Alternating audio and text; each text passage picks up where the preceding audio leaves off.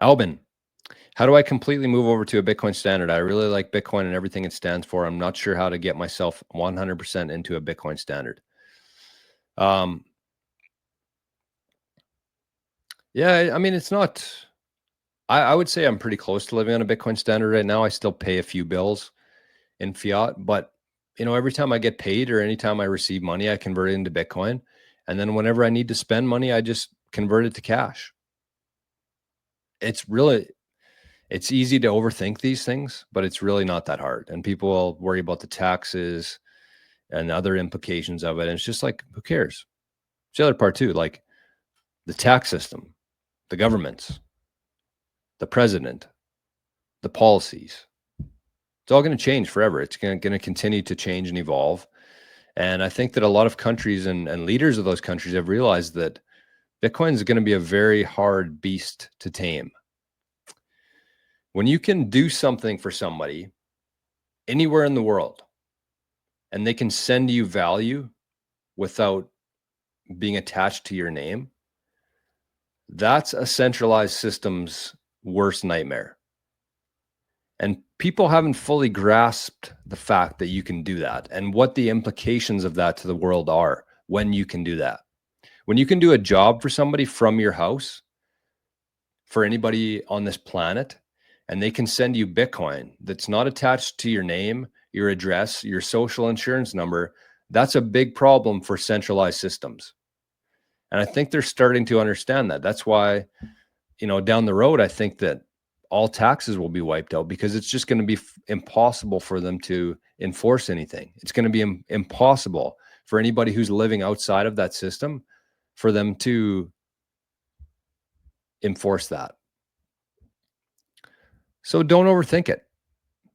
That there's probably certain things that you should be aware of. And actually, we talked about this on the Maple Bitcoin live stream on Friday. Somebody asked the same question, and I actually really liked Brian's answer. We had Brian Harrington on as a guest on Friday for the Maple Bitcoin live stream, and I liked his answer to this. He basically said that you should think about it in 3 different buckets, like short term, medium term, long term, and you kind of make adjustments to that. Obviously, your very short term needs are met by cash for the most part. Medium term, that's kind of could be a mixture of cash and Bitcoin. Longer term is going to be Bitcoin. And depending on where you are in the cycle, I think that's how your medium bucket should change, right? Like if you think that Bitcoin's going to go up like where we are right now, and you don't need that money for the next 6 months, you might bump up your Bitcoin as part of your medium bucket there. You might bump up your Bitcoin allocation a little bit more during that time. I really like that, actually. That was a really good way to put it, way to think about things. Don't get caught up on the other shit, though. That's another point here. Don't worry about like the tax stuff. Again, it's going to be very hard for centralized systems to enforce and compete and influence in a decentralized world. So this was one I wanted to share too. This was the Start a Bitcoin side hustle. This was, I think, a lot more people need to watch this video. A really good first step in terms of living on a Bitcoin standard is start doing things where you can earn Bitcoin and start learning about ways to accept Bitcoin privately, how to transact in Bitcoin privately, get paid in Bitcoin privately. So I would strongly suggest that people check this video out here. It's called Starting a Side Hustle in Bitcoin. I'll throw it in the chat here for everybody. It's only 20 minutes long. I think that the amount of many more people need to watch this video. There's been 1.6 thousand people watch it out of 8 billion. That's sad.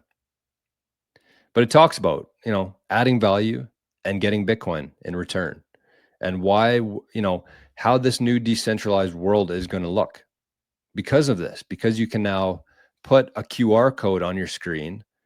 You can get on the internet, you can talk about whatever you want, and anybody on the planet can send you value for it without any permission, without having to put in their credit card information, without anything. Anybody with an internet connection who's learned anything from this show or enjoyed it or got a laugh from it, they can now send value back this way. That entirely changes the landscape of this world, this economy, everything. It changes everything.